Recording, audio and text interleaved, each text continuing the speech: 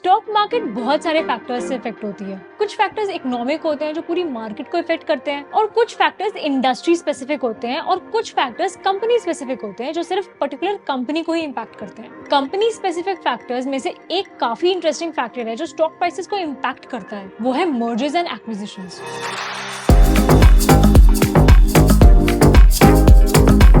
इस वीडियो में हम स्टॉक प्राइस पे मर्जर्स एंड एक्विजिशंस का इम्पैक्ट समझेंगे। कई बार दो कंपनीज एक दूसरे के साथ कंबाइन होकर एक स्ट्रॉन्गर कंपनी बनने का डिसीजन लेते हैं। अब कंपनीज को कंबाइन करने के कई तरीके होते हैं, उनमें मर्जर्स एंड एक्विजिशंस दो सबसे कॉमन टाइप्स हैं। तो गिव एन आइडिया, गूगल ने आज तक 250 से भी ज्यादा मर्जर्स एंड एक्विजिशंस डील्स करी हैं, एंड फेसबुक ने अप्रोक्सीमेटली 100 एक्विजिशंस करी हैं। पब्लिक एंड लिस्टेड कंपनीज के केस में मर्जर्स एंड एक्विजिशंस का इंटायर प्रोसेस स्टॉक प्राइसेस को अफेक्ट करता है, और एक इन्फॉर्म्ड इन्वेस्टर के लिए ये इम्पैक्ट समझना काफी जरूरी है। लेकिन इन सबसे पहले आपके लिए जरूरी ये है समझना कि मर्जर्स एंड एक्विजिशंस एग्जैक्टली होता क्या है। First things first, mergers and acquisitions ये दोनों टर्म्स ऑफन एक साथ अपीयर होते हैं, बट इनके मीनिंग थोड़े से अलग है। मर्जर्स एंड एक्विजिशंस दो अलग अलग कॉर्पोरेट स्ट्रैटेजीज होती हैं जो कंपनीज को कंसोलिडेट और कंबाइन करने में मदद करती हैं। मर्जर्स एंड एक्विजिशंस दोनों में ही कंपनीज एक साथ आती हैं, लेकिन इन दोनों में एग्जीक्यूशन और इन्वॉल्व एंटिटीज के लिए आउटकम अलग अलग होते हैं। चलिए अब इन दोनों कॉन्सेप्ट्स को इंडिविजुअली समझते हैं। The first is mergers. Mergers तब होते हैं जब दो या उससे ज्यादा कंपनीज मिलकर एक नई एंटिटी बनाते हैं। एक मर्जर में अलग अलग कंपनीज म्यूचुअल एग्रीमेंट से अपने ऑपरेशंस, एसेट्स और रिसोर्सेज इन सबको कंबाइन करके एक नई बिजनेस एंटिटी बनाते हैं। अब ये एंटिटी एक यूनिफाइड कंपनी के रूप में एग्जिस्ट करती है, जबकि ओरिजिनल कंपनीज अलग से एग्जिस्ट करना बंद कर देती है। अब मर्जर्स अलग अलग फॉर्म्स में हो सकते हैं based on the nature of the companies involved. इसी में the first is horizontal merger.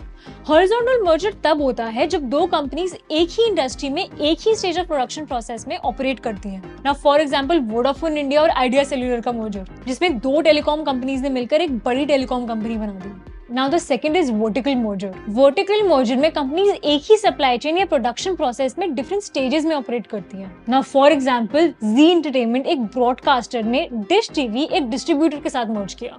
Now the third is conglomerate merger. Conglomerate merger वो टाइप है जिसमें मर्जिंग कंपनीज अनरिलेटेड इंडस्ट्रीज में ऑपरेट करती हैं। प्योर कॉन्ग्लोमेरेट मर्जर में मर्जिंग कंपनीज के बीच कुछ भी कॉमन नहीं होता, जबकि mixed conglomerate merger usually product extension या मार्केट एक्सटेंशन के लिए करते हैं। अब L&T जो एक इंजीनियरिंग कंपनी है और वोल्टास का शिप बिल्डिंग आर्म का मर्जर मिक्स्ड कॉन्ग्लोमेरेट मर्जर का एक एग्जांपल है। अब बात करते हैं एक्विजिशंस की। एक्विजिशंस तब होते हैं जब एक कंपनी दूसरी कंपनी को खरीद लेती है और उस कंपनी का कंट्रोलिंग स्टेक अक्वायर करती है। एक्विजिशंस में एक कंपनी जिसे अक्वायरिंग कंपनी कहते हैं टारगेट कंपनी के सिग्निफिकेंट पोर्शन ऑफ शेयर्स या एसेट्स को खरीद लेती है। अब इससे उसको टारगेट कंपनी के ऑपरेशंस और मैनेजमेंट का कंट्रोल मिल जाता है।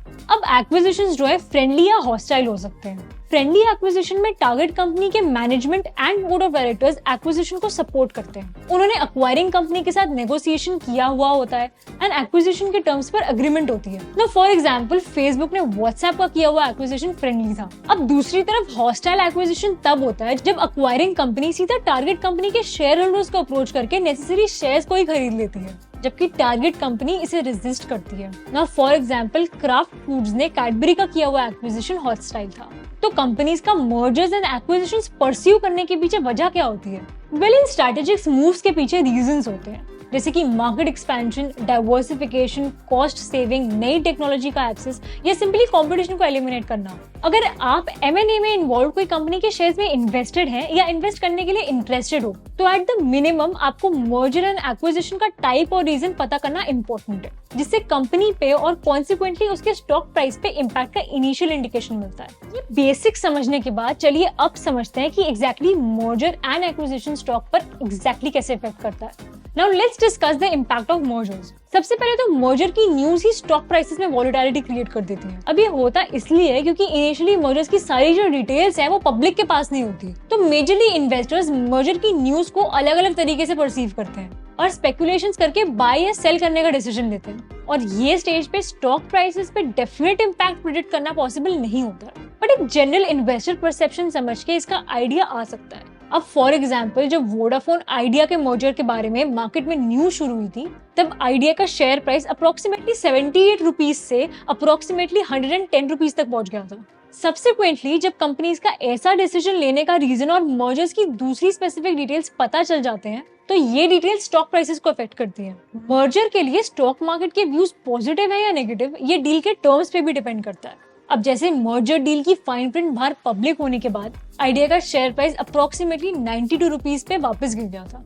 नाउ लेट्स सी कि मर्ज होने वाली कंपनीज में आपके जो एग्जिस्टिंग शेयर्स हैं उन पे क्या इम्पैक्ट होगा। मर्जर होने से एक नई एंटिटी या ऑर्गेनाइजेशन का क्रिएशन होता है। एक्जिस्टिंग कंपनी के शेयर होल्डर्स को नई कंपनी के शेयर्स एक प्री डिफाइंड रेशियो में मिलते हैं। अब फॉर एग्जांपल अगर मर्जर रेशियो 2:1 है तो एवरी 2 एग्जिस्टिंग शेयर्स के लिए एक न्यू कंपनी का शेयर मिलेगा। सो शेयर होल्डर्स के लिए एग्जिस्टिंग स्टॉक प्राइस पे इम्पैक्ट न्यू कंपनी को मार्केट कैसे वैल्यू करती है इस बात पे डिपेंड करता है। एग्जिस्टिंग कंपनीज की combined valuation, synergy, market position, cost saving etcetera देखते हुए न्यू एंटिटी को इम्प्लाइड वैल्यूएशन एस्टिमेट होती है। अब ये इम्प्लाइड वैल्यूएशन और मर्जर रेशियो के बेसिस पर एग्जिस्टिंग कंपनी के शेयर प्राइस का फेयर प्राइस अगर करंट मार्केट से ज्यादा है तो स्टॉक प्राइस बढ़ते हैं and on the other hand अगर एग्जिस्टिंग कंपनी के इन्वेस्टर्स के लिए मर्जर की deals and terms new company का इम्प्लाइड वैल्यूएशन कम है तो स्टॉक प्राइसेस कम होंगे।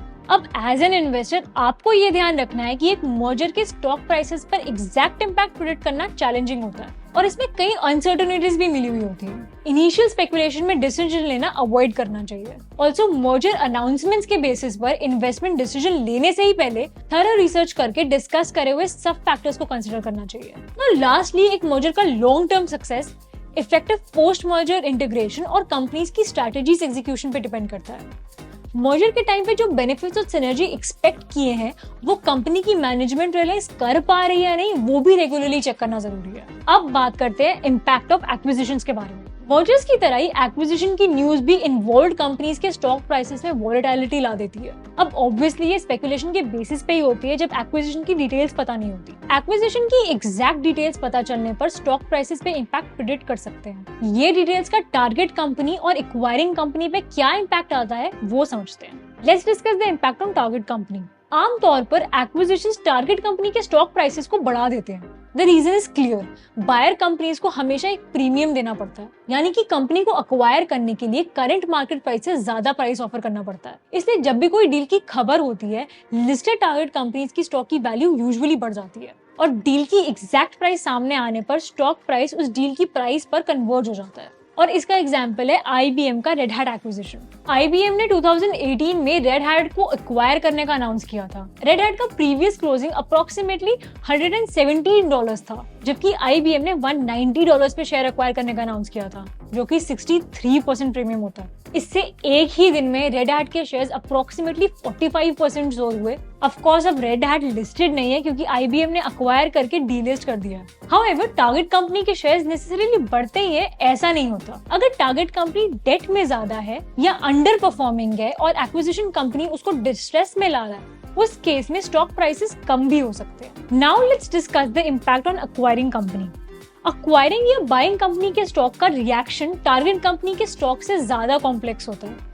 आमतौर पर एक्वायरिंग कंपनी के स्टॉक प्राइस में गिरावट होती है क्योंकि उस टारगेट कंपनी को प्रीमियम पे करना होता है और इस चीज को उसको अपने कैश रिजर्व से निकालना पड़ता है या फिर वो डेट इनकर करके एक्विजिशन डील फाइनेंस करते हैं। इस केस में स्टॉक प्राइसेस डील के terms, funding sources, traders and analysis के ओपिनियंस एंड इन्वेस्टर्स के सेंटिमेंट्स पर ज्यादा डिपेंड करते हैं। फॉर एग्जांपल टाटा स्टील ने जब जनवरी 2007 में कोरस के साथ एक्विजिशन डील स्ट्राइक किया, अनाउंसमेंट के with in 1 month Tata steel के स्टॉक प्राइसेस अप्रोक्सीमेटली 20% गिर गए।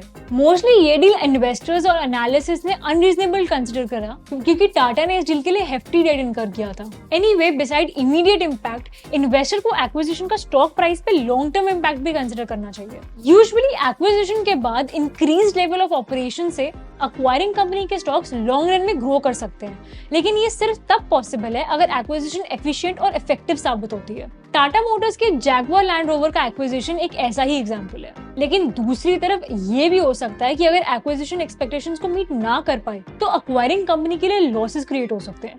टाटा स्टील के कोरस का एक्विजिशन एक ऐसा ही एग्जांपल माना जाता है that went down the road. Now in conclusion, mergers and acquisition stock prices पर सिग्निफिकेंट इंपैक्ट डाल सकते हैं। लॉन्ग टर्म में कुछ ट्रांजैक्शन से शेयर होल्डर वैल्यू इंक्रीज हो सकती है तो कुछ ट्रांजैक्शन से अनसर्टेनिटी और इंटीग्रेशन चैलेंजेस की वजह से स्टॉक प्राइसेस में डिक्लाइन आ सकता है। अब इन्वेस्टर्स के लिए ये इंपॉर्टेंट है कि मर्जर्स एंड एक्विजिशन से इफेक्टेड स्टॉक से रिलेटेड डिसीजन लेने से पहले थॉरली रिसर्च करें और सभी एस्पेक्ट्स को कंसीडर करें। अगर आपने इस वीडियो को एंजॉय किया तो लाइक करना और ऐसी वैल्यूएबल वीडियोस के लिए चैनल को सब्सक्राइब जरूर कर लेना।